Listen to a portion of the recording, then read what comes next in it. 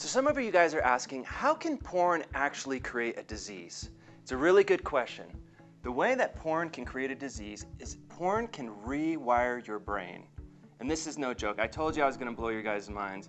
Porn, just by itself in its online form, has the ability to really create new neuropaths in your brain.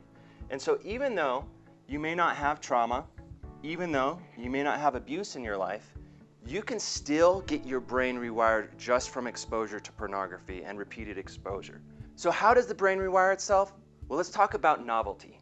What is novelty exactly? Really, it's just a fancy way of saying new pleasure, or just to talk about it even more simply, it's dopamine. So dopamine is that whenever you get a good feeling, a good rush about something, that experience is dopamine. It could be, somebody liked your post, it could be getting a card from somebody, it could be getting an A on a test. So here's how it works. Say you get this A on this test, you studied, you put a lot of work into it, you see the A, you get pumped, you want to share with your teacher, you want to share with your friends, you want to share with your parents, you're running around the classroom going crazy. All of that is called dopamine. And so it sparks with this event. Your brain says, hey, this is really awesome. I should remember and repeat this. And the brain starts to create this groove. And it puts a sign up next to this groove in your mind that says, hey, go down this path because it led to an awesome experience. And so guess what? You're gonna do homework, you're gonna study, you're gonna pay attention in class, all so you can have that experience again. And you're gonna do it again and again and again, and this groove is gonna get deeper and deeper, and pretty soon, you're just doing this naturally. You don't even have to think about it because your brain has been rewired around achieving in academics. So that's how the brain rewires itself around a good thing. But the bad news is that this really good process can get hijacked. And it does so by three things. It's a super stimulus, a super novelty, and associations. So let's first talk about the super stimulus. Now this is the crazy part. So where did this whole super stimulus idea come from and what is it? So a super stimulus is something that's in the environment that when it makes contact with us, we can't process it. Our minds or our stomachs, in the case of trans fats or Taco Bell, we just cannot digest it. And so it kind of messes our body up. And if it's a brain thing, it'll mess our brain up. So the way this was discovered was this really cool and interesting experiment. This guy, Nico, kind of a smart dude, got the Nobel Prize for this in the 70s. He said, you know what I'm going to do? I'm going to take some butterflies, some female butterflies. I'm going to make plastic versions of them. And I'm going to kind of sexy them up a bit. I'm going to increase their sexual attributes beyond what is natural. And then I'm going to take some male butterflies. I'm going to take the regular female butterflies, the plastic female butterflies, and I'm going to let the male butterflies into the cage and see what happens. And guess what happened? The male butterflies only wanted to mate with the plastic butterflies. Isn't that crazy?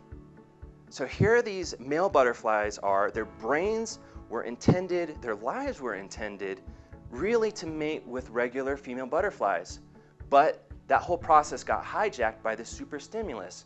There's so much dopamine released from seeing these new plastic butterflies that the female butterflies could not compete.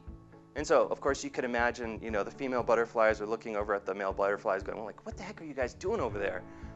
And so this is where it's problematic for our sexuality, is that these same male butterflies, if they even wanted to go back to the female butterflies, their brains would tell them, not that interesting.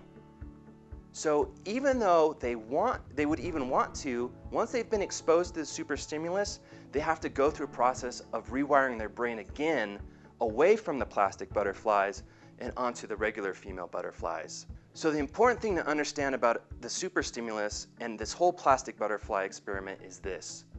Online pornography is our plastic butterfly. And how do we know this? The Navy just did this amazing study where they looked back and they said, okay, 30 years ago, before online pornography, how many men had problems with sexual functioning? Guess what it was? It's around 2 to 5%. Not that many.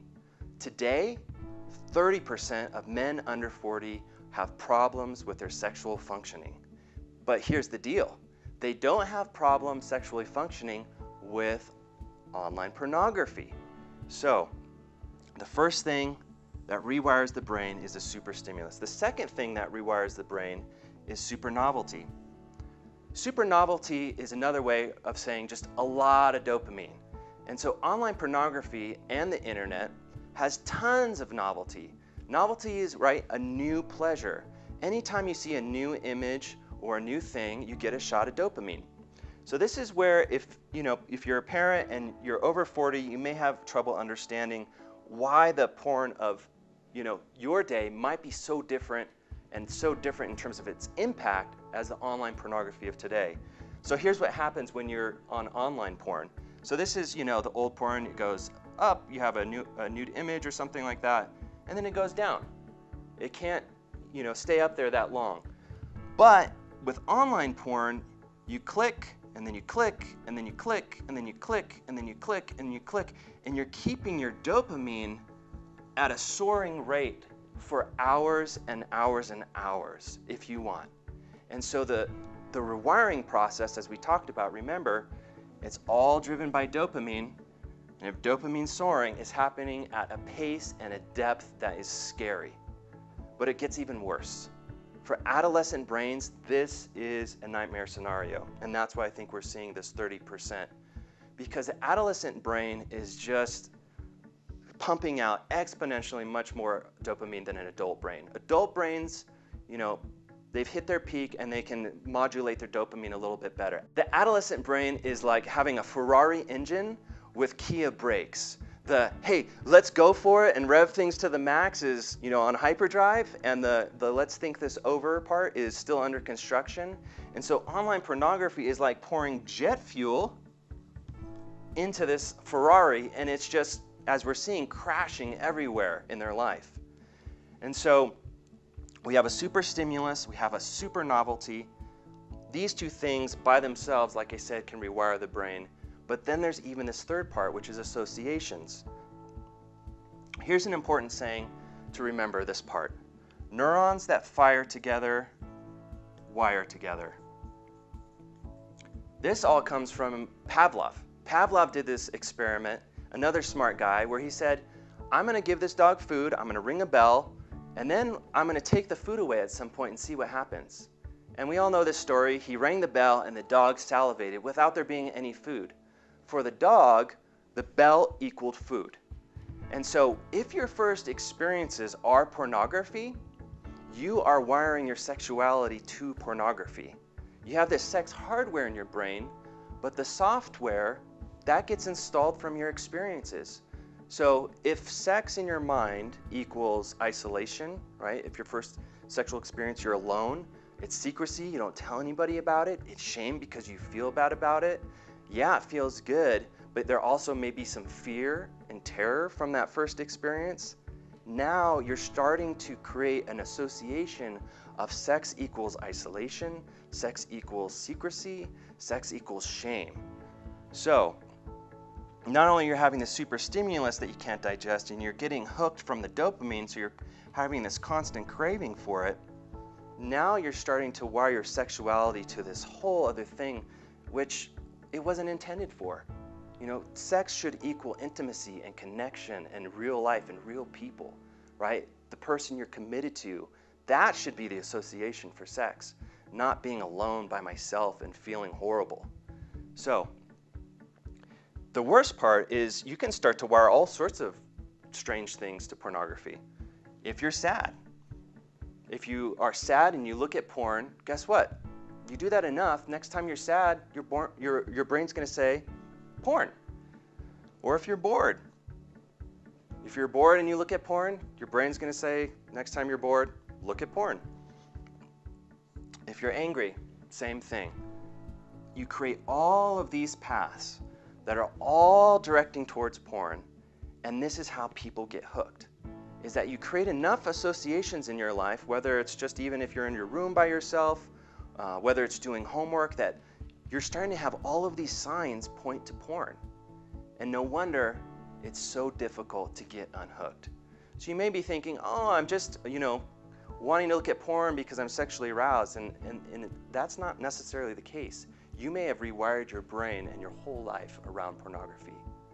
So the last point of this is, even though, right, this is a good process and it creates a good groove in your brain, in some ways there are only so many resources in the brain.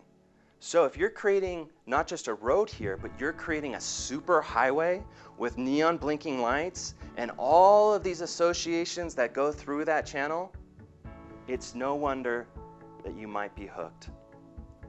So that's the bad news. There is a way out of this. We're going to talk about that next. There's a little bit of a clue in this question, but I want you to think about this. What do you think is the cure to this? The question is, what is the opposite of addiction?